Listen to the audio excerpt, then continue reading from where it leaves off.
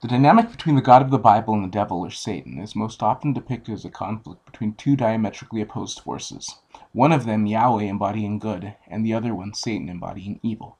There are variations within Christianity and Islam about how they became enemies, but the most popular story is that he was once Lucifer, one of the top angels in heaven, but wasn't content with that, so he led a failed rebellion against Yahweh that resulted in him and his followers being expelled from heaven. He now supposedly opposes the forces of heaven as the devil, attempting to thwart God's will wherever he can. This narrative is largely informed not by the earliest scriptures themselves, but from later Christian authors. John Milton, author of Paradise Lost, perhaps being the most important and prominent. Yet the question remains, if the popular understanding of Yahweh as an all-powerful, all-knowing, all-present being is true, how could the combined forces of the devil and his demons possibly stand against him? Yahweh by himself should be able to destroy the rebel angels in an instant, and even if he needed help, he still has the majority of the angels on his side. According to most Christians that I know, Lucifer's rebellion was made up of 1/3 of the angels of heaven.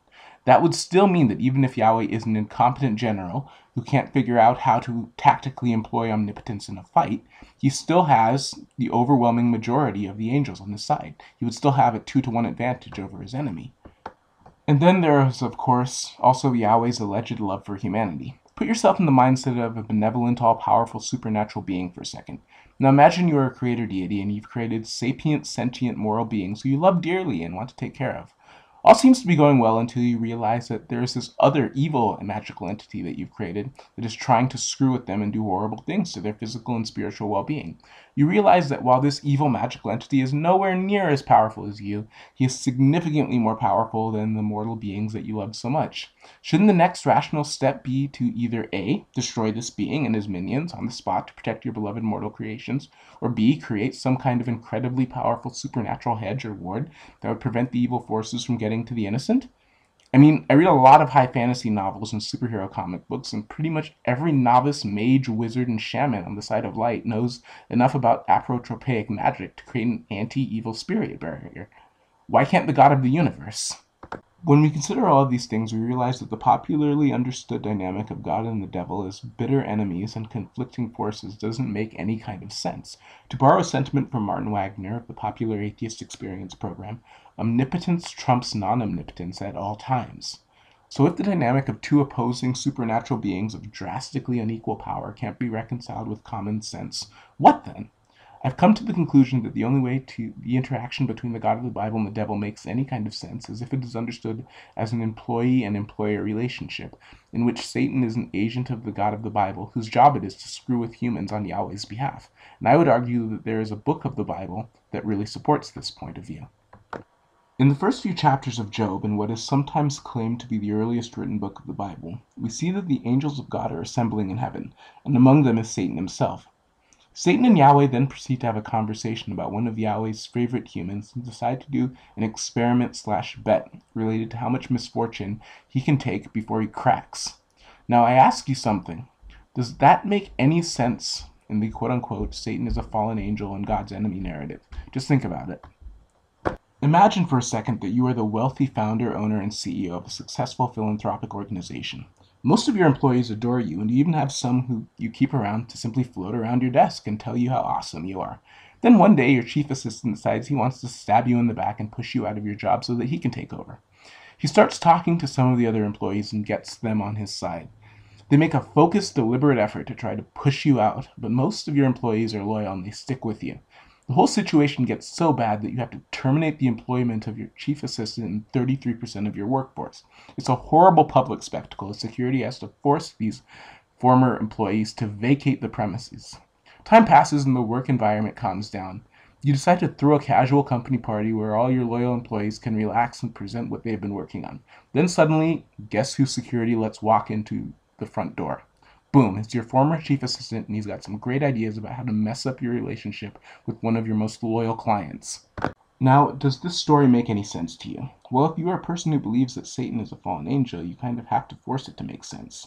However, let's reframe the narrative. Suppose you are the founder, owner, and CEO of a company that's entire business model is contingent on people being dependent on you. For that reason, you have one employee who you specifically keep around to harass your clients so they will think that you are a much-needed part of their life. He's very good at his job and is very loyal, but he can only mess with your clients when you give him explicit permission. So at one of the company meetings, he brings up one of your most loyal and sycophantic clients and brings up the idea of harassing him so that later you can come in and save the day. He tells you that in the end you can swoop in, brag about yourself, and end up looking like the most powerful dude in the universe. Now, which one of those sounds more like the first three chapters of Job? Does Satan's presence in heaven among the gathering of angels make more sense if he is Yahweh's bitter enemy or Yahweh's employee? Most telling is the fact that Satan has to ask for Yahweh's consent before he can do all of the destructive things he does to Job and those in his household. It's been noted that Satan's kill count is drastically lower than Yahweh's, and as far as I know, this is the only time in the Bible where he actually ever directly kills anyone. That makes Yahweh Satan's boss and accomplice, not his enemy.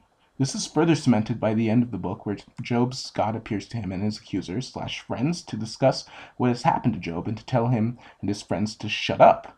Satan is nowhere to be found after he messes everything up, and Yahweh does not drag him into the conversation to answer for his crimes.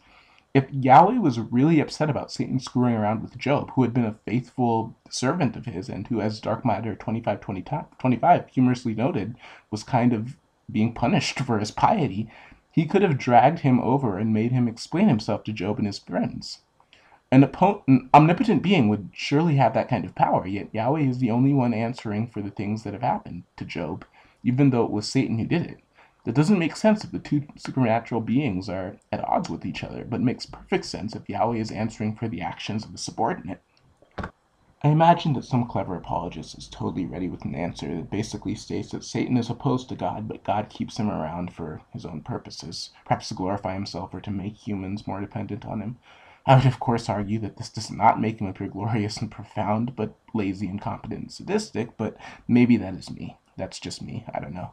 Of course, you will look at me with this righteous indignation and point to the end of the book and give me the whole "where were you when the earth and seas were formed" bit, but whatever. So Christians and Muslims, why would you worship a being that either A, cannot figure out how to use omnipotence to destroy/neutralize an enemy, or B, keeps a being of pure evil around to harass you into loving him more by contrast? Think about it.